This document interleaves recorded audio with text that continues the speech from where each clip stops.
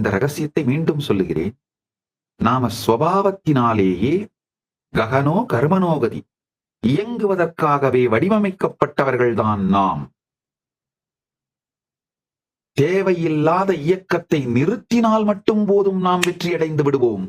தேவையான இயக்கத்தில் நாம் இயற்கையாகவே ஈடுபட்டுக் கொண்டே இருப்போம். இந்த தேவையில்லாத இயக்கம்ங்கிறதுங்கயா, காலம் எனும் ரயிலில் நாம் அமர்ந்திருக்கும் நாமன்னு நினைச்சோம்னா, திரைப்படத்தின் பாகம் நாமன்னு நினைச்சோம்னா, எந்த திரைப்படத்தை நீங்க பார்க்கும்போதும் பாருங்கயா, ஒண்ணு அந்த ஹீரோவோட உங்களை அசோசியேட் பண்ணிப்பீங்க, இல்ல பெண்ணா இருந்தா ஹீரோயினோட அசோசியேட் பண்ணிப்பீங்க, ஏதோ ஒரு கேரக்டரோட உங்களை அசோசியேட் பண்ணிப்பீங்க, காமெடியனோடையோ இல்ல வில்லனோடையோ ஏதோ ஒரு கேரக்டரோட அசோசியேட் பண்ணிப்பீங்க.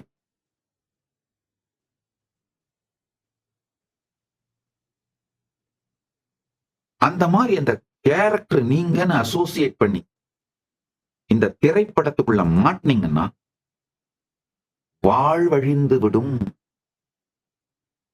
ஆனா இந்த காலம் எனும் திரைப்படம் ஓடும் திரை நீங்கள் அப்படின்னு இருந்தீங்கன்னா நிஜமான வாழ்வு அமையுங்க.